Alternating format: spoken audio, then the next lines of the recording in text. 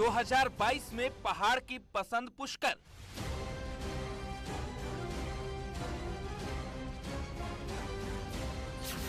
धामी की अगुवाई में होगा 22 का रण।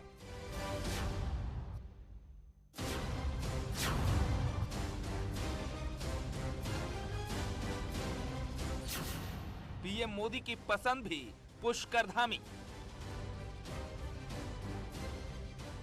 हमारे ऊर्जावान नौजवान मुख्यमंत्री धामी जी का और इस कामों की जिम्मेदारी उठाने वाले सभी लोगों का भी आज हृदय से धन्यवाद करता हूं। शाह ने भी थपथपाई धामी की पीठ।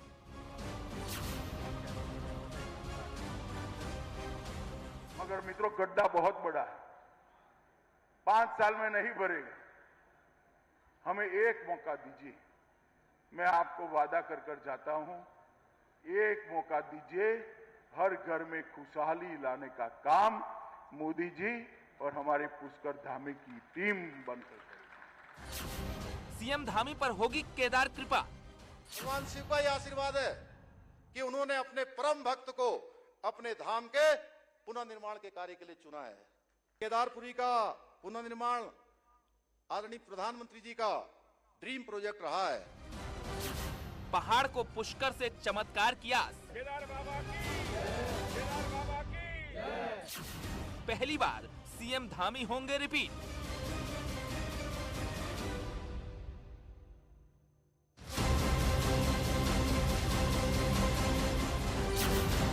देवभूमि में धामी को दोबारा मौका मिलेगा। नमस्कार, मैं हूं अनुपम। क्या उत्तराखंड में सीएम पुष्कर सिंह धामी 2022 में इतिहास रच सकेंगे? क्या धामी कभी सरकार रिपीट नहीं होने वाला मिथक तोड़ पाएंगे? ये सवाल इसलिए क्योंकि उत्तराखंड में कभी भी कोई सरकार लगातार सत्ता में नहीं रही है। लेकिन जिस तरह पीएम मोदी और अमित शाह युवा मुख्यमंत्री धामी की पीठ थपथपा रहे हैं, उससे लगता है कि बीजेपी ने पूरा मन बना लिया है कि 2022 में धामी ही बीजेपी का चेहरा होंगे और पहाड़ में बीजेपी एक बार फिर जीत का परचम लहराने के लिए तैयार है।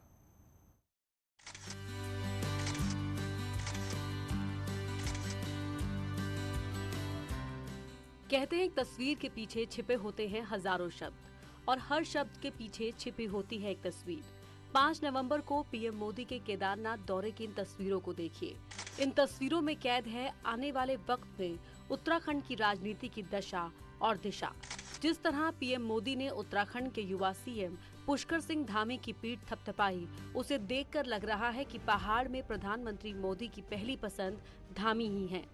2022 के सियासी रण में संकेतों में ही सही, बीजेपी ने साफ कर दिया है कि उत्तराखंड में पुष्कर सिंह धामी ही पार्टी का चेहरा होंगे।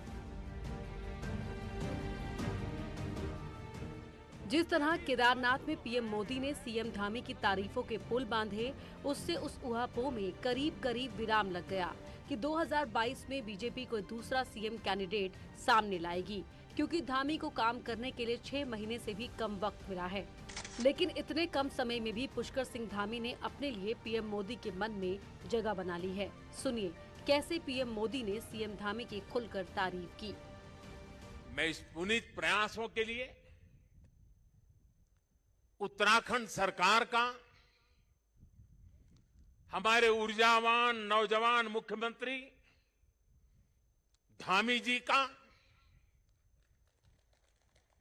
और इस कामों की जिम्मेदारी उठाने वाले सभी लोगों का भी आज हृदय से धन्यवाद करता हूं, जिन्होंने एड़ी चोटी का जोर लगा करके इस सपनों को पूरा किया है। पीएम मोदी से अपनी तारीफ सुनकर धामी गदगद दिखे। उन्होंने भी पीएम मोदी का आभार जताया और विनम्रता से उस जिम्मेदारी को भी स्वीकार किया जो उन्हें संकेतों में मंच पर ही दे दी गई थी। मुख्यमंत्री धामी ने कहा कि बाबा केदार की यही इच्छा है कि उनका सबसे बड़ा भक्त ही उनके धाम का पुनर्निर्माण करे और वही हो रहा है। धामी ने राज्य में विकास योजनाओं के लिए भी पीएम को शुक्रिया कहा। भगवान शिव का यह आशीर्वाद है कि उन्होंने अपने परम भक्त को अपने धाम के पुनर्निर्माण के कार्य के लिए चुना है। केदारपुरी का पुनर्निर्माण आदरणीय प्रधानमंत्री जी का ड्रीम प्रोजेक्ट रहा है, जो कि आपके विजन, नेतृत्व एवं संकल्प का सर्वश्रेष्ठ उदाहरण है। ये बाबा केदार और देवभूमि के प्रति आपका विशेष अनुराग ही है, जिसके कारण से पिछले 5 वर्षों में सैकड़ों करोड़ रुपए के पुनर्निर्माण के कार्य केदारनाथ में हुए हैं। भारी वृष्टि होने के कारण से कई जनपदों में व्यापक जनहानि, धनहानि हुई है। तब भी आपने नियमित रूप से दूरभाष पर मुझसे आपदा के संबंध में और बचाव कार्यों की लगातार आप समीक्षा करते रहे हैं। आपने तुरंत 3 एयरफोर्स के यहां पर हेलीकॉप्टर भेजे और 3 हेलीकॉप्टरों के कारण से हमारे यहां पर 500 से भी ज्यादा लोगों की जान बचाई जा चुकी है। वहीं पीएम मोदी और गृह मंत्री अमित शाह तो धामी पर भरोसा जता ही चुके हैं। संगठन को भी धामी में अपना अलग सीएम दिख रहा है। अब की बार 60 पार का नारा देने वाली उत्तराखंड बीजेपी ने कहा कि पूरा भरोसा है कि युवा सीएम धामी की अगुवाई में ही 2022 में फिर से कमल खिलेगा और बीजेपी प्रचंड बहुमत से सत्ता में वापसी करेगी। देखिए, युवा मुख्यमंत्री ये बात अलग है कि उनके पास समय कम मिला है, लेकिन भले ही समय धामी जी के पास समय कम हो, लेकिन मेरे मुख्यमंत्री में बहुत दम है। और युवा मुख्यमंत्री जिस तरह से ताबड़तोड़ बैटिंग कर रहे हैं, विपक्ष के नेताओं को जब धरने पे बैठते हैं तो विधायकों को गले से लगा लेते हैं। जो कांग्रेस करती है, जो षड्यंत्र करती है, उस षड्यंत्र के गड्ढों में मिट्टी डाल के आगे बढ़ जाते हैं। वो बताता है कि युवा मुख्यमंत्री बहुत पोलाइटली, बहुत खूबसूरती से खेल रहे हैं और तमाम षड्यंत्रों को विपक्ष के वो नाकाम करते हुए आगे बढ़ रहे हैं। और मैं ये कह सकता हूं कि अब विपक्ष के पास परेशान, छटपटाया हुआ विपक्ष की समझ में नहीं आ रहा है कि वो कैसे धामी जी से पार पाए। और मुझे लगता है कि जिस खूबसूरती के साथ धामी जी खेल रहे हैं, उससे लगता है कि जीत निश्चित है। और इस बार 60 पार का लक्ष्य हमने रखा है। मुझे लगता है कि हम उसे हासिल करेंगे युवा मुख्यमंत्री के नेतृत्व में।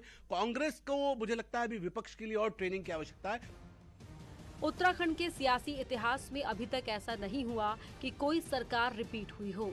सीएम धामी के ऊपर इस बात का दबाव भी रहेगा कि कैसे इस मिथक को तोड़ा जाए। बीजेपी कह रही है कि जनता भ्रष्ट कांग्रेस को दोबारा सत्ता में आने का मौका नहीं देगी, क्योंकि जनता का भरोसा कमल पर था, है और रहेगा। और ये भी एक स्वघोषित मिथक सा बना रखा था हमारे प्रदेश में कि जिस पार्टी की सरकार प्रदेश में होती है, उस पार्टी के सांसद चुनाव नहीं जीतते। हम 5 के 5 लोकसभा चुनाव जीते, लोकसभा में जीते, और हमने एक नया रिकॉर्ड बनाया। जीत के जो लीड का था उसका भी एक नया रिकॉर्ड बनाया। तो इसलिए अगर कुछ लोग जो केवल बिल्ली के भाग से छीका टूटने के इंतजार में है, तो उनकी सोच उन्हें मुबारक हो। हमने जो नारा दिया है अब की बात 60 पार, वो निश्चित रूप से धरातल पर हम उतार कर रहेंगे। वहीं बीजेपी ने 6 महीने के अंदर 2 सीएम बदले थे। पहले त्रिवेंद्र सिंह रावत की जगह तीरथ सिंह रावत को कमान दी गई थी। उसके बाद 2 महीने के बाद ही तीरथ सिंह रावत को भी मजबूरन हटाना पड़ा और युवा सीएम पुष्कर सिंह धामी सरप्राइज के तौर पर सामने आए, क्योंकि उत्तराखंड में धामी के मुकाबले कई सीनियर नेता मौजूद हैं। लेकिन भविष्य की संभावनाओं को ध्यान में रखते हुए पार्टी आलाकमान ने धामी पर भरोसा जताया। अब धामी पर जिम्मेदारी है कि वो सभी पूर्व मुख्यमंत्रियों से बेहतर तालमेल रखे और युवाओं को भी तरजीह दे। बीजेपी कह रही है कि धामी अपने सीनियर नेताओं का आशीर्वाद लेकर सरकार चला रहे हैं और पार्टी में कोई गुटबाजी नहीं है। युवा मुख्यमंत्री ने जिस खूबसूरती के साथ अपने बड़ों का आशीर्वाद लेते हुए, पूर्व मुख्यमंत्रियों का आशीर्वाद लेते हुए कदमताल की, और उनके पूर्व मुख्यमंत्री, ये भारतीय जनता पार्टी के कैरेक्टर में है, ये मेरे संस्कारों में है, मेरी पार्टी के विचारों में है कि जब एक मुख्यमंत्री हटता है तो दूसरे मुख्यमंत्री को मौका देता है और कहता है ये मेरे युवा मुख्यमंत्री हैं, पार्टी युवाओं के साथ खेलना चाहती है, इसलिए पार्टी ने युवाओं को आगे किया, मेरा पूरा समर्थन इसे। मेरी पार्टी में गुट है ही नहीं, मेरी पार्टी तो निर्गुट है। मेरी पार्टी एक विचारधारा पे चलती है, ये कांग्रेस नहीं है जहां व्यक्तिगत हित हो। कुल मिलाकर 2022 में पुष्कर सिंह धामी पर बीजेपी ने भरोसा जताकर उनको बड़ी जिम्मेदारी से नवाजा है। देखना होगा कि धामी क्या सत्ता रिपीट नहीं हो पाने का सियासी मिथक तोड़ पाएंगे। देहरादून से न्यूज़ 18 के लिए दीपांकर भट्ट के साथ सुनील नप्रभात की रिपोर्ट।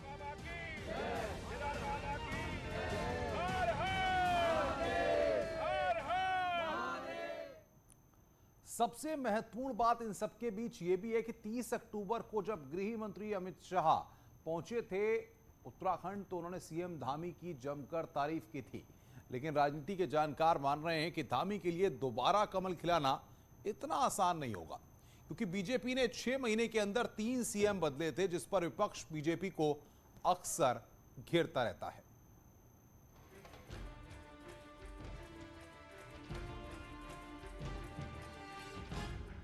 पहाड़ के रण में सियासी शंखनाद हो चुका है। पीएम मोदी 5 नवंबर को केदारनाथ पहुंचे तो 30 अक्टूबर को गृह मंत्री अमित शाह ने उत्तराखंड के युवा सीएम पुष्कर सिंह धामी को 2022 के लिए विजय भव का आशीर्वाद दिया। अमित शाह ने भी सीएम धामी की तारीफ की, जिससे सियासी गलियारे में साफ संकेत गया कि 2022 में धामी के चेहरे पर ही चुनाव लड़ा जाएगा।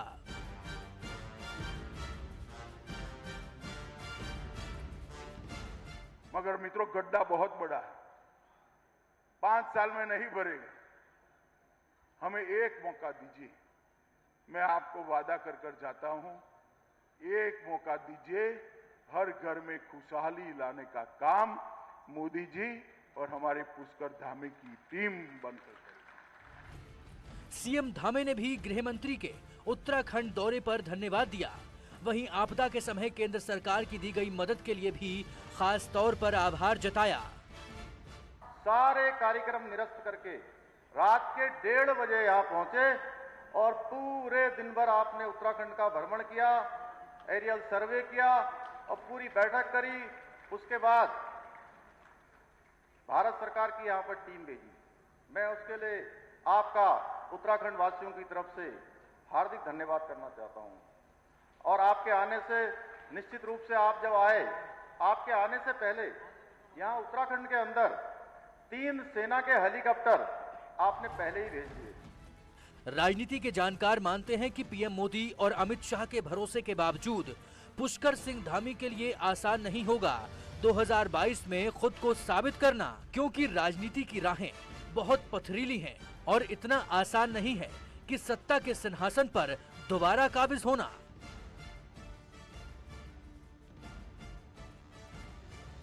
देखिए, ये बहुत बड़ा चैलेंज पुष्कर सिंह धामी के लिए है, क्योंकि अगर हम निष्पक्ष आकलन करें तो 2 अगर मुख्यमंत्रियों को बदला जाता है, पुष्कर सिंह धामी से पहले त्रिवेंद्र सिंह रावत और तीरथ सिंह रावत को जिम्मेदारी मिली थी, उन दोनों को हटा दिया गया।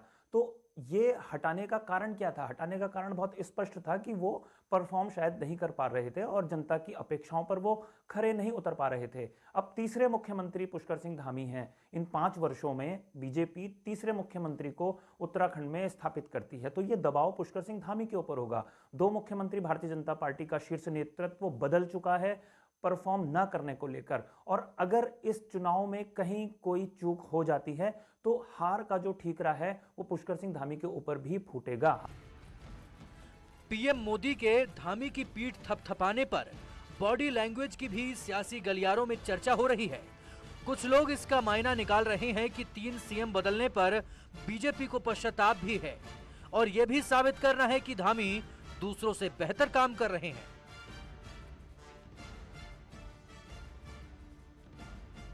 उनके मुख्यमंत्री हैं और तीसरे मुख्यमंत्री हैं और अपने ही मुख्यमंत्री की पीठ थपथपाएंगे। चुनाव है और पीठ वो इसलिए भी थपथपा रहे हैं कि वो अपनी गलतियों पर भी पर्दा डालना चाहती है बीजेपी कि त्रिवेंद्र सिंह रावत क्यों हटाए गए, तीरथ सिंह रावत क्यों हटाए गए, और जब चुनाव में 4-5-6 महीने रह गए तब आप तीसरे मुख्यमंत्री को लाए और उन्होंने एक पॉलिटिकल नया इतिहास रचा उत्तराखंड के अंदर कि 5 साल में 3 मुख्यमंत्री, 2 तो अभी तक चलते रहे, अब 3 के बाद ये 4 भी ला सकते हैं, कुछ भी कर सकते हैं। तो चुनाव का समय है और वो अपने मुख्यमंत्री की पीठ इसलिए भी थपथपा रहे हैं, वो ये साबित करना चाहते हैं कि ये बहुत अच्छा काम